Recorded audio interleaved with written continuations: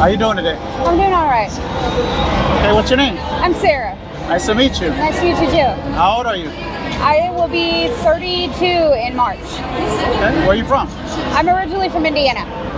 Okay, tell me your story. How did you end up here in Nashville, Tennessee on Broadway?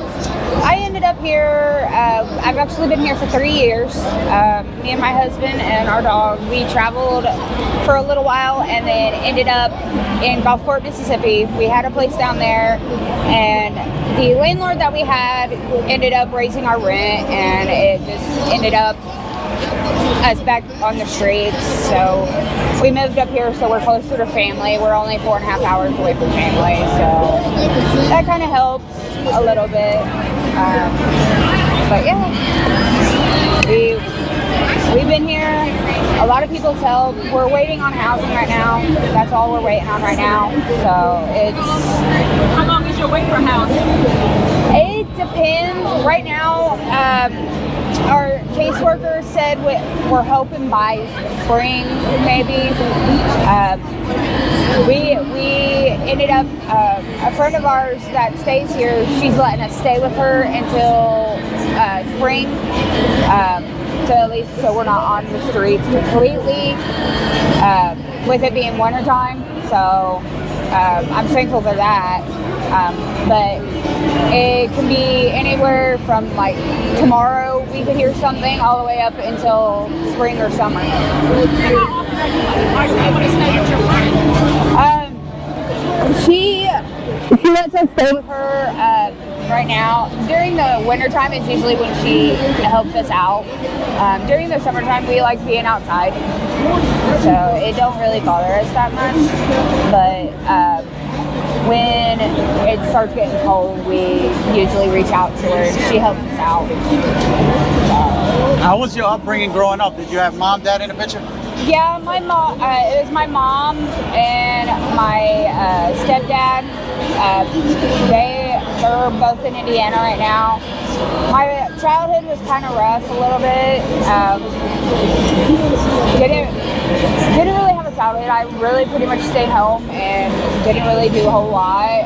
I didn't start traveling until my now husband, when he pretty much rescued me from my family, because my family, I would try to save up to try to get on my own feet, and my family would be having their hands out like they're wanting all my money, so I couldn't save up. And then I met my husband, and ever since then I've been able to at least make my own decisions and not have people tell me this is what I need to do, and not be able to do things that I want to do. So that was pretty much mainly my childhood. I had a health scare when I was in I think it was my senior year of high school. I had a seizure at a high school play. And I had just turned 18 too, and I've had epilepsy ever since then. Thankfully, I haven't had a seizure in quite a few years, but I can have a seizure at any point. They don't know what happened or anything. Right now, I'm dealing with diabetic neuropathy, and trying to get insurance down here has been hard. I've been denied twice, and I'm trying to take everything that I can get my health back on track, so I can work again and do what I need to do to take care of my family. Do you have any issues with addiction? No, I do not. I'm probably about the only sober person out here. I don't drink. I don't do drugs. The only thing I do is like smoke cigarettes. That's all I do. But that's one thing a lot of people are really shocked about, because being here in Nashville with all the beer and alcohol and everything down here, I stay away from that. My parents, they smoked weed when I was growing up, and I never got into that stuff. I just kind of, that's one thing that leads to another, and I decided not to go that route. And I think with your story, with you not having any addiction issues, a lot of times people equate homelessness with addiction, that it's going to be reality for a lot of people, because just like you of your landlord raise your rent, and from there you became homeless because you were unable to pay, your rent. And that's a lot of people's reality, and everybody doesn't have family that they can go live with or friends. So Yeah. I feel like that your story will really touch a lot of people, because that's what a lot of people, are going to have with this economy. Yeah, and a lot of people don't realize, like me and my husband tell a lot of people, everybody's at least one paycheck away from this situation. And it never fails, because you can one day go into work and have a job, and the next day something happens, they have to make a cut or something, and you have nothing. And a lot of people don't realize that. What's the worst thing you've seen out here? The worst thing that you can be like, oh my goodness, I cannot believe that. The worst thing that I have seen out here is a few of our friends that we know that also panhandle down here on Broadway. We found out it was before Thanksgiving, he actually overdosed, and we didn't even know he was on drugs. Sorry to hear that. Yeah, it was pretty shocking. And then on top of that, there's been a lot of people that we've met down here that's overdosed, and we never knew that they were on drugs. What's the worst thing that's happened to you physically? The worst thing that's happened to me, let's see. I really haven't had any issues down here. I had an issue just the other day. A dude asked if I could have a cigarette, if he could bum a cigarette off of me, and I told him no, because that was my last cigarette. That's within your rights too. And the dude got so mad, he grabbed my bucket and dumped all my stuff out of my bucket. Luckily, the money that I had made for us was in my pocket and not in my bucket, because he dumped it over one of the water drains. There's some of the homeless down here, they can get really shitty. And luckily I have her, she protects me. She absolutely loves the tourists down here, but she protects me when it comes to other homeless people. Yeah, I was just about to say the same thing. What's your baby's name? Her name's Diva. Hi, She's so good back there. What type of dog is it? She is a Staffy Lab. Lay back down, you're all right. Go back in your corner. Fine. Go back in your desk. I know you were snoozing. We rescued her, it'll be 4 years this coming up fall, and she will actually be 4 on the 18th of this month. So she has been through a whirlwind. She has I can't even talk. PTSD? Yeah, she has that herself, and then me and my husband both have it. So we know what she goes through when she gets to the point where she can handle a lot of stuff. She was abused by a gay couple, so she is not big on men a lot. So it took her about 6 months to get used to my husband, but now she cannot live without my husband. How do you make your money out here? I sit here or walk around on Broadway. I have my bucket with the sign on it. This is what I have on it. I just pretty much sit out here, have her in my lap. She goes to sleep down here. She absolutely loves coming out here. It helps her with her anxiety and her PTSD, getting to know people, and it helps her realize not all people are bad. And I actually have a degree in the veterinary field that I can't use because the school that I went to went bankrupt. Yeah, it was unfortunate. It was like, I think it was 2018 when they went bankrupt, and I graduated from there in 2015. So a few years after I graduated, they went bankrupt, and the whole school just disappeared. And the only thing I can get is my transcripts from it. So when it gets cold out here, in the elements, it's real cold or real hot. Do you still sleep outside or do you go to a shelter? During the wintertime down here, they do have shelters. They have a men and women's shelter that are away. One's down here, which is the men's shelter, and then there's a women's shelter that is off of out of downtown, and then they have an overflow shelter for people that don't want to go to either one of those. And the first year that we were here, we stayed at that overflow shelter because they allowed us to bring our dog in there. The overflow shelter was really nice because they fed us, because we were there for a week because it got really bad. When it's hot outside, they do allow us to ride the buses for free to get out of the heat for a little while. They also do that for the wintertime when it gets cold. So a lot of times, me and my husband, we stayed away from downtown in a tent. There's a lot of organizations around here that help out. Before we started staying with our friend last year, the year before last, I think it was 2014, 2024, we were staying in our tent and we had a propane heater, and that winter it wasn't that bad because with all of our heat coming off of us with her and then our propane heater, we stayed pretty warm.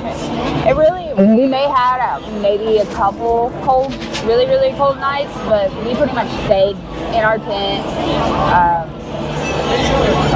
There's a lot of organizations that help with that.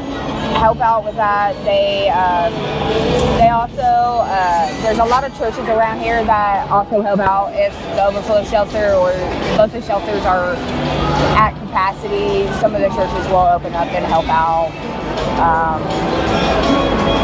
It just depends on the year. Like this year it had, I think tonight was like the first cold night in a few days. But it just depends on the year and how the winter is. Name one thing that makes you happy out here. One thing. Meeting all the new people. Meeting people from all over the world. I've met so many people. I met someone the other day that was from Canada, from really, really northern Canada, and then I met some people from Scotland, Australia. I met a couple earlier today that was from Germany. So I like meeting new people. That's one thing about me. I like meeting new people. Unlike my husband, he prefers to stay away from here and just hang out with his friends. So that's been one of the cool things about down here. You meet so many new people. Growing up, what did you want to be growing up? Growing up, I wanted to be either a veterinarian or I wanted to go to culinary school. I did success in going into the veterinary field. I have an associate's degree in veterinary assistance. I'm talking to my caseworker to see if I can probably go back to school at some point to further my career in that. So I'm hoping and praying I hear some good news.